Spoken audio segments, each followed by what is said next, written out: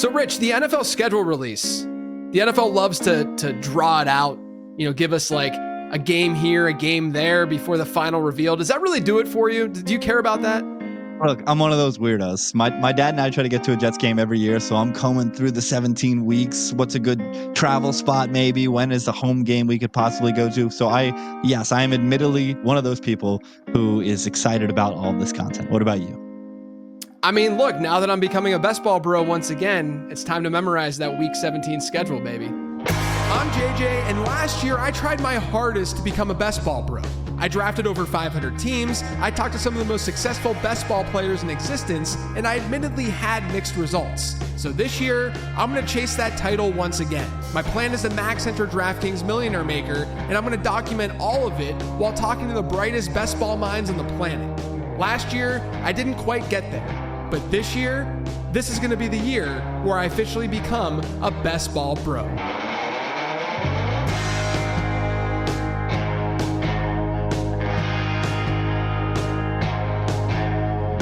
Welcome into another episode of Becoming a Best Ball Bro, Season 2 of Becoming a Best Ball Bro. I'm JJ Zacharyson, and as always, I am joined by my co-host, Rich Ryan. Rich, what's going on, buddy? Everything is fantastic. We're back. The Knickerbockers are en route to the Eastern Conference Finals, as people watching this on YouTube will see. If you aren't watching on YouTube, Late Round FF on YouTube. And even crazier than that, for the soccer folks out there, my beloved Tottenham Hotspur are in a European final in a couple of weeks. It's a great time for sports in the Ryan household. Did you just speak English? I don't even understand what that the King's meant. English. The King's English, Yeah, actually. Technically, you really spoke English there. Yeah. I have no idea what the second part of that was. I'm a very casual NBA viewer, but I've been watching the playoffs. I think it's fun. I also was watching the draft lottery, and as a person who resides in the city of Charlotte, I was excited when they had a top 4 pick, and then I was not excited when they got the 4th pick. So that wasn't cool. Hella rigged. Shouts to Commissioner Silver. Like, sometimes you just gotta get your hands in there and create narratives. And David Stern is smiling down from heaven today. Yeah, I mean, my gosh. I look, again, I'm not as close with the NBA, obviously, as I am the NFL, but I feel like if stuff like that were happening in the NFL, I would be writing and doing podcasts about all of that, just because it's so interesting and so fun.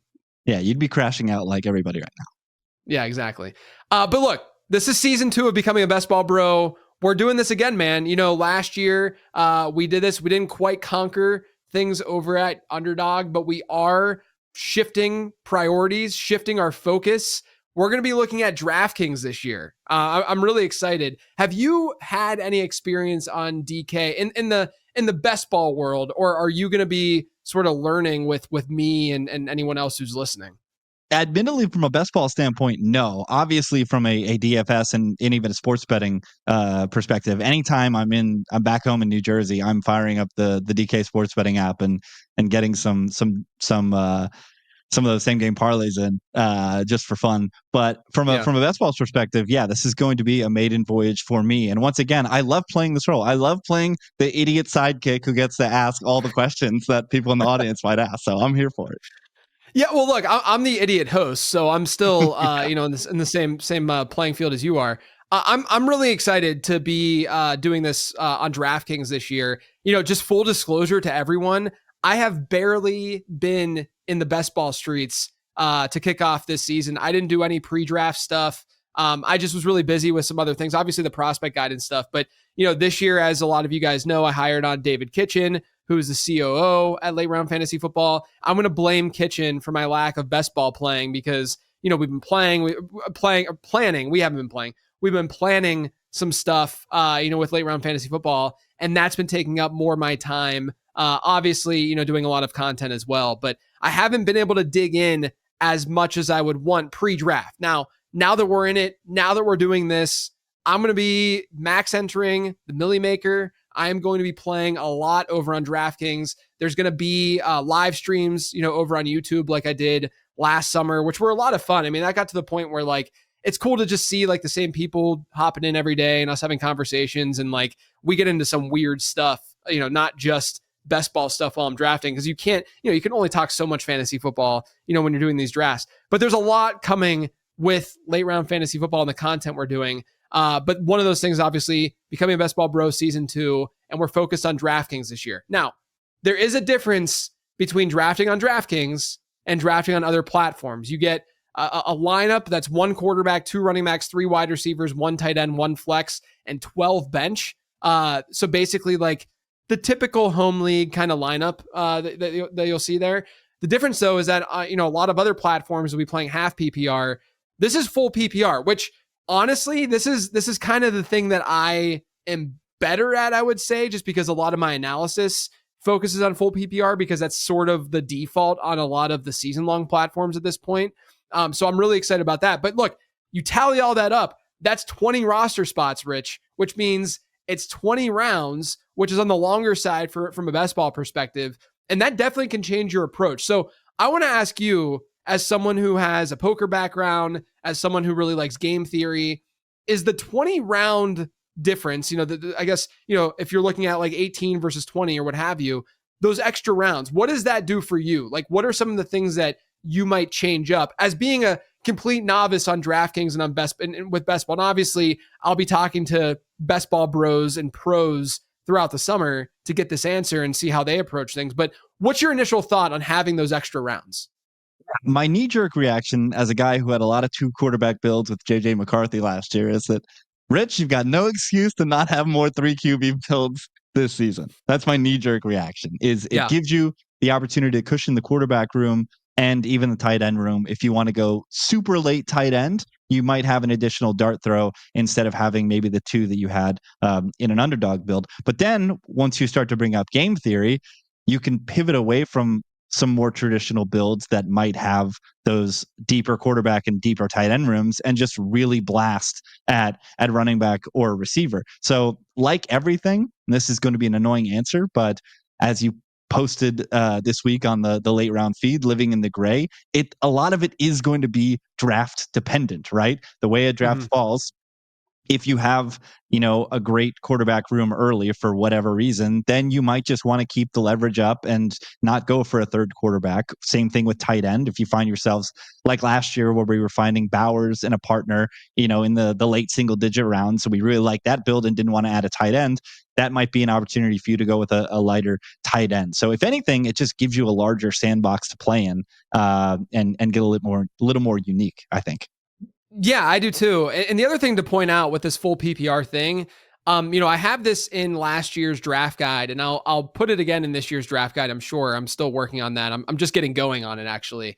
But the one thing to keep in mind with full PPR, if you look at like the ranking of wide receiver 6 and and an RB 6, and then RB 12 and wide receiver 12, and so on, you just add every 6, by 6 increments or increments of 6, if you will.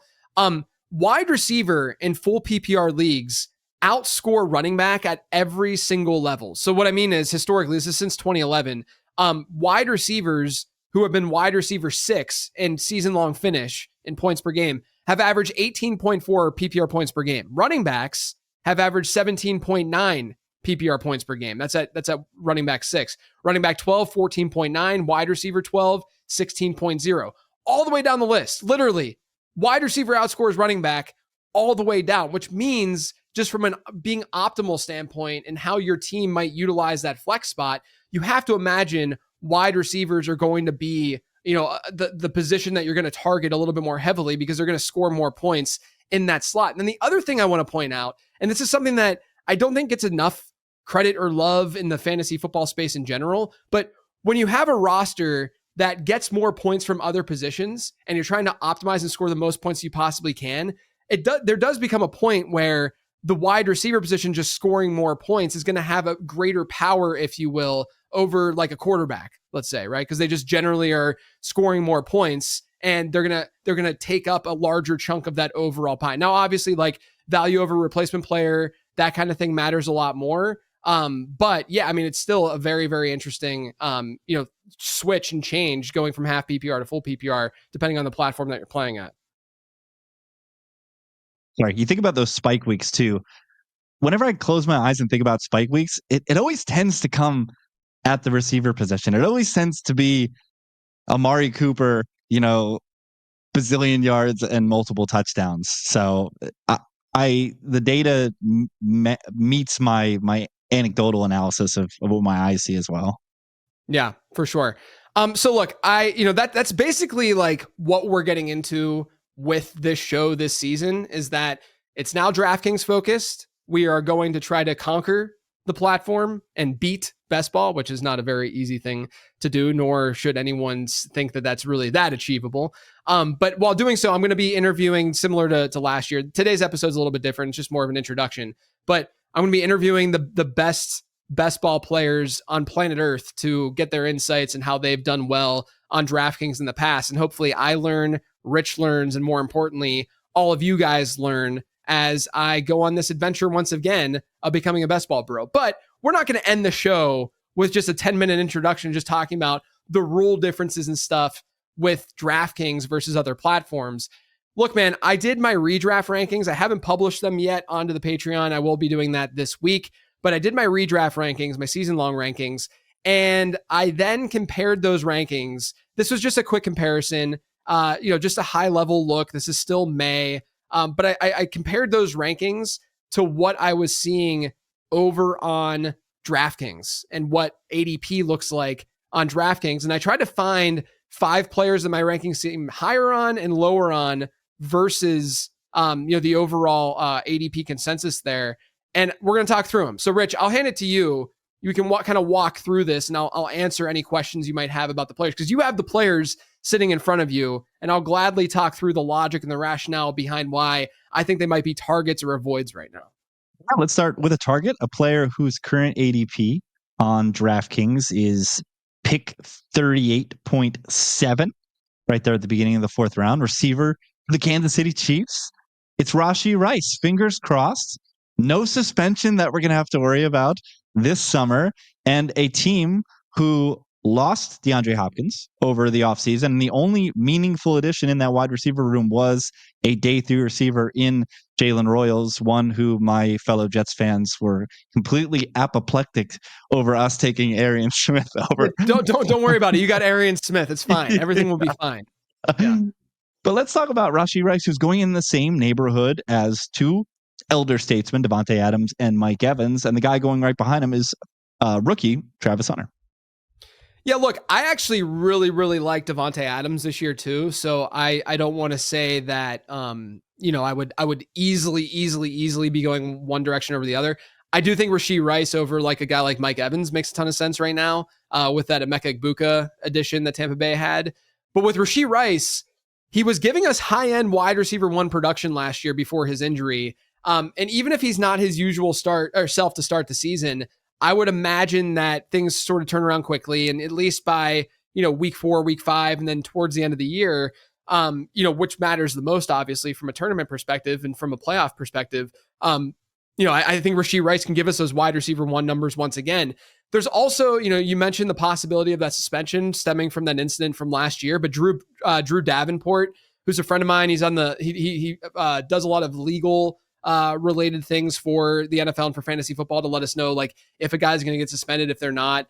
He seems to think this could be more of a 2026 problem than a 2025 problem. And we know last year with Rashee Rice, if you were in on him early, now obviously it didn't work out for Rice because he got hurt, but that first month of the season, you were profiting hugely from Rashee Rice being, having that depressed ADP overall.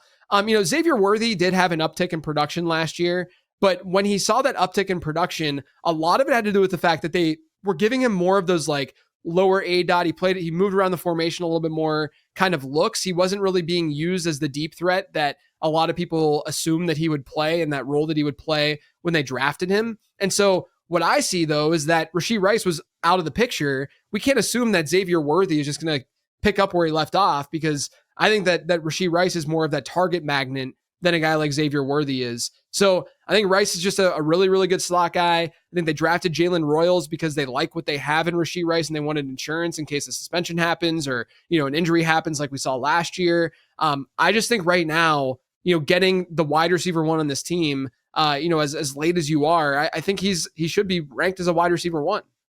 There's folks out there listening to that saying, man, the Chiefs stunk last year and Mahomes stunk last year. You know, one of the reasons why they had troubles on offense is because they didn't have Rashee Rice. When Rashee Right. Rice was a part of the Kansas City Chiefs, this team was top 10 in EPA, fourth in success rate in the air. Rashee Rice matters in this offense.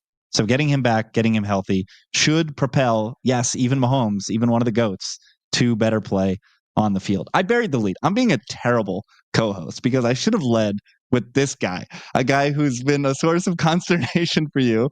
We're skipping to the next receiver. It's a guy that I've been told, JJ, that you hate everything about this human being. You wish all the bad things to happen to him. It's the sophomore in Chicago, Rome Odunze. But this is a targets list. What's going on here? You like Rome Odunze? Yeah, I mean, shocking, right? That episode that I did on the gray area of fantasy football was not about the trade. You know how I've already had a handful of people be like, "Oh man, he's just trying to rationalize a bad trade that he made." Guys, that's not what that episode was about. It was about thinking about in terms of range of outcomes, and that's exactly what this is about right here, is thinking about range of outcomes. When you're paying a wide receiver 20 price tag in Dynasty, you could go either way, but you don't have to buy into that as aggressively as I'm going to buy into it in redraft and season long, where right now, he's where he's being drafted around that like wide receiver 37 range. My projections have him around that at like wide receiver 36. And I've mentioned that Mike Clay's, who I think Mike Clay is the gold standard for projection building. His is at like wide receiver 39, but my ranking for Odunze, because when I'm ranking players, I'm not just taking their projection and putting that in my rankings list. I'm looking at where a possible ceiling outcome could hit. And if I'm looking at a low end wide receiver 3, high end wide receiver 4 from a price tag perspective, I don't care about the floor, right? So my ranking is about 4 or 5 spots ahead of where ADP has Odunze right now. It's a situation in best ball also where I think you should give him even more of a bump, because if everyone stays healthy in this offense, right? Because you have DJ Moore, Colston Loveland now, Luther Burden now, Cole Kmet is still there. If everyone does stay healthy, it's a situation where it's not going to be super predictable more than likely. Like we saw that last year, with Green Bay, for instance, where they all kind of had lower target shares. No one really got over that 20% mark, at least but they would week to week, right? And those week to week spiked weeks can still happen in those environments. It's just not as predictable from a season long perspective. And so it's a little bit more difficult because you have to take on those valleys to get those peaks in season long. But in best ball, you can just get the peaks. And so with Odunze, talented player, new offensive scheme, I get the upside case. I've comped him to DeAndre Hopkins. I'm not going to get all into that. You guys can listen to that episode that I dropped on the gray area of fantasy football. People are going to think that I'm just bringing up Rome Odunze right now to make up for trading him away in a dynasty league. But guys, I like Odunze. I talked about that on the show. I think there's a bull case for Odunze, and it's going to be a lot easier for me to buy into that in a season long environment, in a best ball environment, especially best ball again, because I can just take on the peaks and not really worry about the valleys as much. I think he's a smash pick right now. And I'll even say Caleb Williams too is a smash pick. My projections have Caleb Williams comfortably in the top 8 at quarterback right now. So I just think he's way, way, way underpriced at the moment. Again, dynasty would be a different beast because you're taking on the long-term viability that he might not be what we think he could be. But I'm just looking at ceiling, and Caleb Williams has some rushing upside. He gets Ben Johnson. The weapons are all there. Give me that all day long. So I love this stack of both Odunze and with Odunze and Caleb Williams. Caleb Williams, 22 picks after Baker Mayfield right now.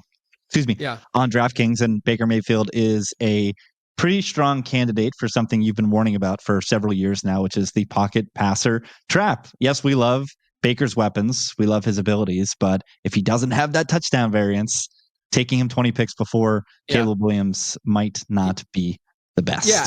I mean, look, Baker ran a little bit more last year, but it still wasn't to the point, it's not Jaden Daniels. It's not going to be predictive. Like yeah. Right. But he also had Baker. So Baker comes out looking like one spot worse in projections. And I don't remember exactly how I had them ranked, but one spot worse in projections versus Caleb Williams. But the thing with Baker, and that might be surprising because, Baker gets Emeka Egbuka, Chris Godwin will be back, all that good stuff. Baker Mayfield's touchdown rate last year was absurd. And players with his kind of touchdown rate almost never repeat that touchdown rate year over year. So, I don't mind Baker. I still think he's a QB1, but I think that you could pretty, not easily, but I think you can make the argument that Caleb Williams is at least a better value for sure. But straight up, you could argue that he's just the better player in terms of ceiling projection this year. All right, let's go to a guy who I think was on the Mount Rushmore of best ball bro players last year, in that we started the summer a little bit skeptical of this player, but then as we gathered more information, specifically from the team itself, who said that they wanted to get him more involved in the passing game, you came around on you didn't have Take Lock on K9 out in Seattle, and you grabbed a bunch of them at the end of the summer, and you're here again to tout Mr. Walker. Yeah, so they don't have Ryan Grubb anymore at offensive coordinator, and I'm a little concerned that they might not target their running backs at quite the same rate. I mean, last year on a per game basis, Kenneth Walker's target share per game was 14.4%, which basically like almost doubled his previous seasons that he's seen in the NFL. So it was definitely more of an outlier season for Walker as a pass catcher, but I'm pretty intrigued by Clint Kubiak being there. I just think that the ground game is going to be more of a focus. They did some things to improve the offensive line. I like his big playability, obviously, from a best ball perspective. And this just came down to looking at my ranking versus where, DraftKings ADP has Walker right now. To me, the reason that Walker's being drafted where he's being drafted is the injury risk. And I'm okay with taking on injury risk because it's a violent game at the end of the day. Speaking of injury risk, the next fella is somebody you've perpetually been high on. He's been an incredible talent, and I'm looking forward to hearing the bull case for a player. I think I don't even want to name him, but one of the NFL aggregator accounts put out a list earlier this week of the top wide receiver twos in the NFL, and I don't even know what it was. It was no metric. It was just vibes, just straight vibes. And this player, I think, was in the low teens or 10 in terms of wide receiver twos. It's just outrageous. It's the man who does the penguin dance down in Miami. It's Jaylen Waddle.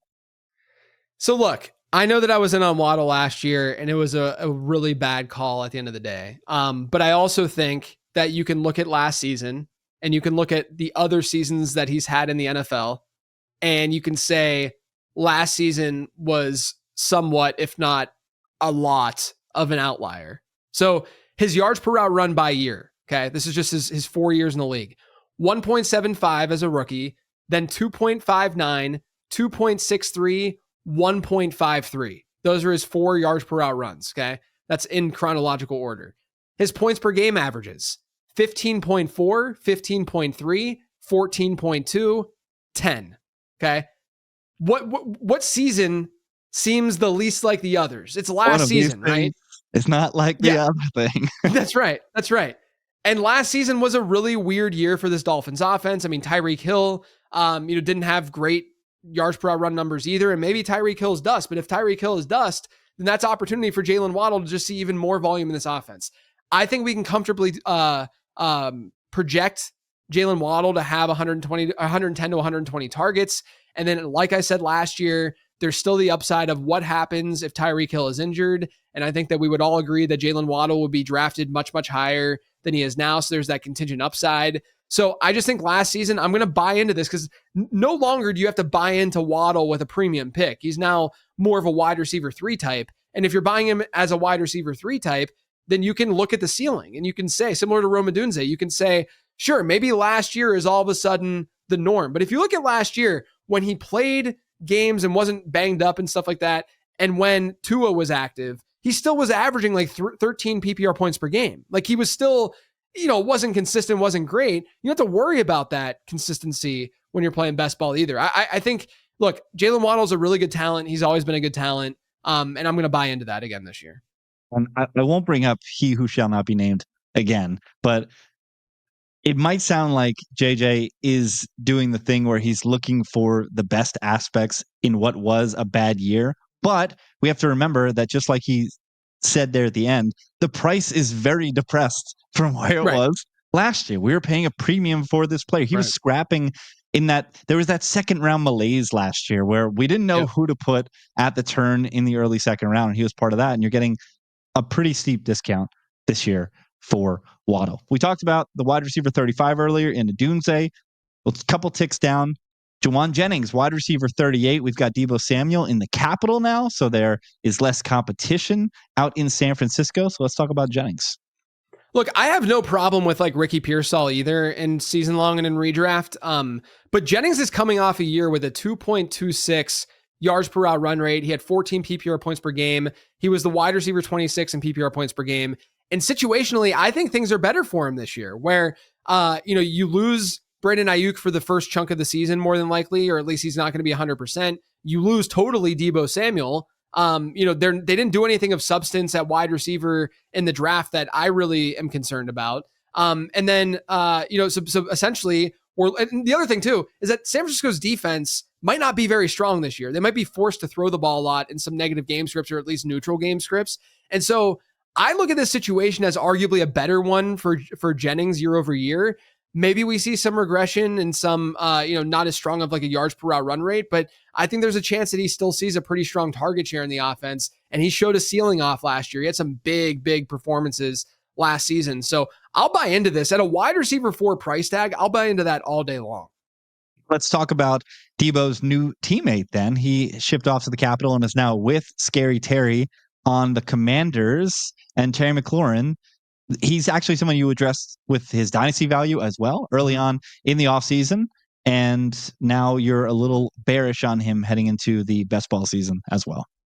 Yeah, look, I love Terry McLaurin as a player. I mean, it seems like he's, from all intents and purposes, like his teammates love him. Like he's a really like one of the good dudes in the NFL. So I love having him on my rosters. Don't get me wrong, but I just see touchdown regression coming and hitting Terry McLaurin hard potentially this year. He had 13 touchdowns last year. His previous high in the NFL was 7. He had 4 or 5 touchdowns in his 4 years prior to last year. And his yards per route run wasn't special last year. It wasn't anything out of the ordinary for Terry McLaurin, which is good because he's a good player, but it wasn't like all of a sudden he had this like 3.9 yards per route run rate, and that coincided with a spike in touchdowns, and he just had this unbelievable season, and that's the way it's going to be moving forward. Now, I know a lot of people are going to say, well, he got Jayden Daniels, and that's why his touchdown numbers increased, and that's why he had the best fantasy season of his career. Well, we've only had 34 seasons since 2011 where a wide receiver hit a 40% touchdown share. Last year, Terry McLaurin accounted for 44% of Washington's passing touchdowns. So McLaurin was well above that 40% mark. Of those 34 players, the only guys who did it more than once since 2011 have been Mike Evans, DJ Moore, Devontae Adams, DeAndre Hopkins, Des Bryant, and Brandon Marshall, right? So you hear all those names and you're like, okay, well, Terry McLaurin's a really good wide receiver. Maybe he belongs on that list. The only guy, though, on that list that's not a big-bodied, like elite touchdown scorer is DJ Moore. And the only reason he was on that list in the first place is because he was playing on these Carolina teams that weren't scoring many touchdowns through the year to begin with. He was still only scoring like 7 or 8 touchdowns a year, right? And so if you look at like PFF's expected touchdowns formula, McLaurin should have been closer to like 7.7 touchdowns last year. He was 15th among all pass catchers in expected touchdowns. So, I do think Washington has a chance to get better in offensively, of course. Jayden Daniels another year in the league, et cetera, but they were already top 10 in the NFL in overall touchdowns last year. So my question is, where are these touchdowns going to come from for Terry McLaurin to sustain where he's at? They're either going to come from Washington improving greatly on an already good number, or they're going to come from Terry McLaurin sustaining a relatively unsustainable rate. And I don't want to bet on that. So I like Terry McLaurin, the player. I would say I love Terry McLaurin, the player, but it's a really hard player to buy into where he's being drafted right now. The additional challenge, as I look at ADP today, is that McLaurin is going with the 27th pick. Jayden Daniels is going with the 34th pick. That's top third, bottom third, which means it's going to be really hard for you to stack this combo as well. You're either going to reach at the turn, at the 2-3 turn, and get Jayden Daniels way earlier than expected, or you're just going to have to get lucky for McLaurin to slip to you if you're at the 3-4 turn and stack it that way. So that's another challenge that comes with investing in Terry McLaurin, is you're likely not going to be able to get him stacked with your quarterback. You'll just have to look for whatever that game stack is later on. Moving down the list, is a running back who I would say you were lower than consensus on last year in your Derrick Henry renaissance when you finally came to the light side on King Henry, a player you thought would have a better season than Kyren Williams. You were just a hair correct about that one. I'll victory lap for you. It's Kyren Williams.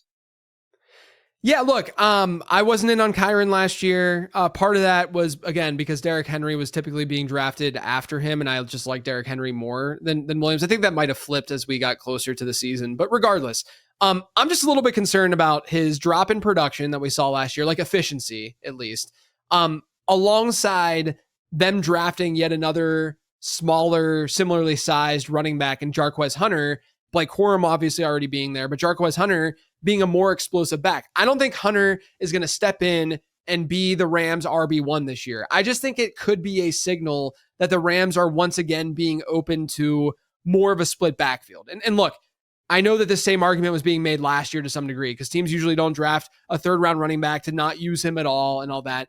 But I would also argue that down the stretch, like before Blake Corum had that season ending injury, they were starting to use Corum a little bit more. Kyren Williams to me is just a very fragile asset. Like I clearly see a scenario where he's like the RB7 on the season, but in a full PPR environment, I like him even less because Sean McVay teams have traditionally been bottom of the league in running back target share. And I shouldn't even say I say that as if like there are other teams that are close to how the Rams deploy their running backs as receivers.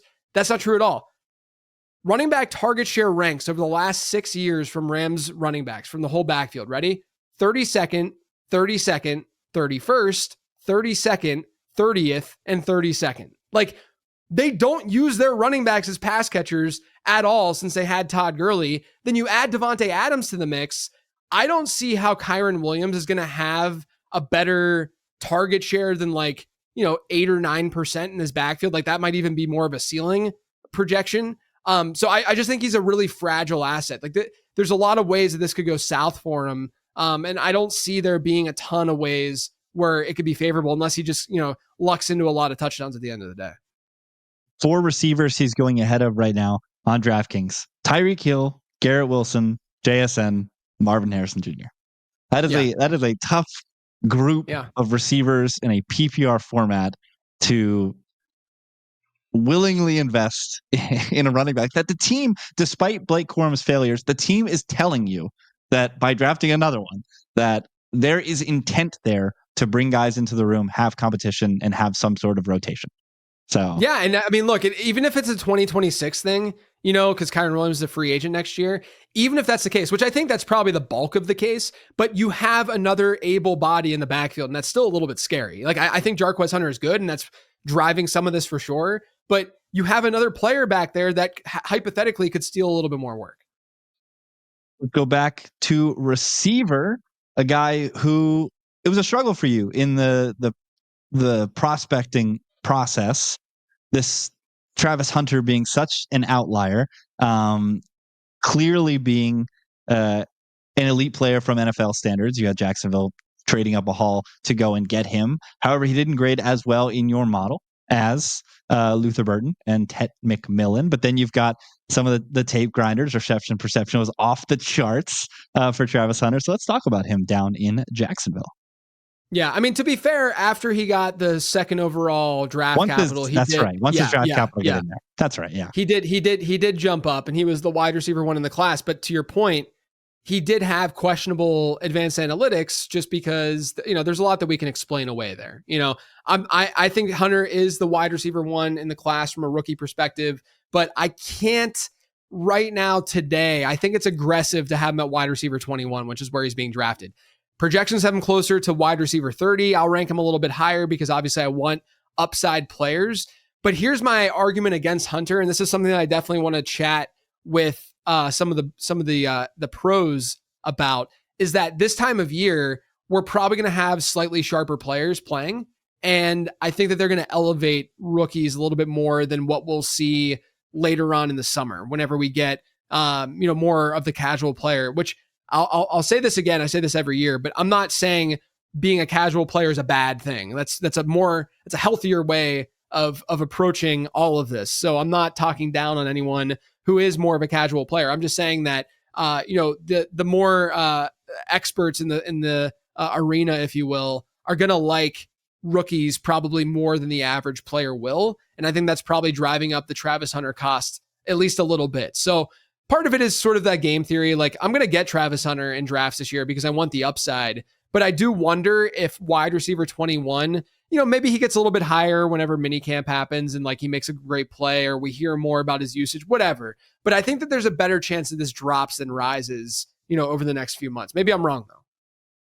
There's also the drumbeat volatility of, one would think that Liam Cohen and an organization that invested so much to trade up and get him, that it seems obvious that he will play a more integral role on offense than he will on defense. But we know how news and coach speak can drive these markets. And there is some left tail volatility if they come out and say that he is splitting time on defense, that he is taking up a bunch of reps on defense. So I do agree. I think there's a lot more downside to his value within the market than there is upside right now, because I think today everyone anticipates him to be an offense first player for the Jags. Yeah. Let's keep it in the great sunshine state of Florida with Chris Godwin, a player who in the absolute dredges of a garbage time game last year suffered a brutal injury and tanked several of my teams, including my most competitive dynasty team. Not that I'm salty or anything, but with Jaylen McMillan, a year older into the league, with Emeka Egbuka coming to the folds, we're a little bearish on Chris Godwin. Yeah, I mean, look, this one's pretty simple. I didn't even bring any data for this. This is more so I'm just worried about the injury and where things could stand, once the season starts. And I'm worried about Emeka Egbuka being there. This could change as we learn more about his injury, but that's where I'm just generally at. And then obviously, you have the Baker regression stuff I was talking about earlier and all that. But I just, the nice part is I think Godwin, we're obviously going to be playing for the playoffs, the fantasy playoffs and late season stuff. And I think Godwin will look better there. So maybe I would say he's like a loose avoid right now, not like a hardcore one. Again, I'm just looking at my rankings versus, what DraftKings ADP looks like. So this one's probably like the least bold of all of them. I'm just kind of waiting and seeing to hear more about what this injury looks like. And then the final player that you were a little bit bearish on, going back to running back, is Brian Robinson. Now, we didn't see much competition come in. It was a 7th round pick on cross-key merit. It's still Austin Eckler, but it seems like all these Commanders, you have to play Washington tax this year because of how explosive their offense was last year. I mean, but what are people expecting with Brian Robinson at this point? Like that's my question. Like I know that I've been like not anti-Robinson, but I've definitely not been ever bullish on Robinson. But this is a full PPR platform. He's a top 30 running back when he had a 6% target share per game rate last year. He's never been above an 8% target share per game rate. And it didn't even get any higher last year with Austin Eckler sidelined for part of the season. Like it wasn't like what did Brian Robinson do last year aside from have a decent touchdown total and such to make you believe that he's going to have this massive, massive ceiling this year? To me, the only way that happens is if you get an unsustainable touchdown season, which is obviously possible, but there's going to be other running backs in that range. And I'm going to want to buy in more that have, more of that upside, more of that ceiling. I'm going to be against, an RB3, a mid RB3 to high end RB3 at times. I'm going to be against that kind of player when that player doesn't have a target share ceiling. And I don't think that ceiling is going to be there, especially with a healthy Eckler. And also don't forget Deebo Samuel being there, I think could even hurt Brian Robinson a little bit. I hate having 2 Commanders on the avoids list, but I think both of them are at least logical.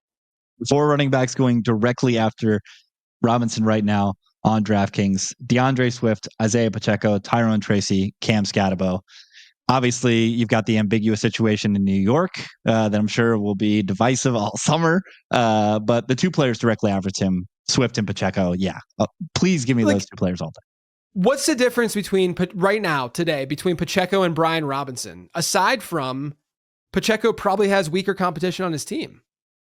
Pacheco probably has a higher target share upside, has probably similar touchdown upside, and has less competition in his backfield, in my opinion. So I'm not saying that I'm like all in on Pacheco. I'm just saying that I think there are guys that are, like you said, right after him that, the Giants, backfield, I'm not going to say either way, but like, I do think that a player like Pacheco and then Swift, obviously in a better offense, pass catcher, they might not add anyone. And even if they did, it's probably gonna be more of the early down bruiser to replace Roshan as opposed to DeAndre Swift.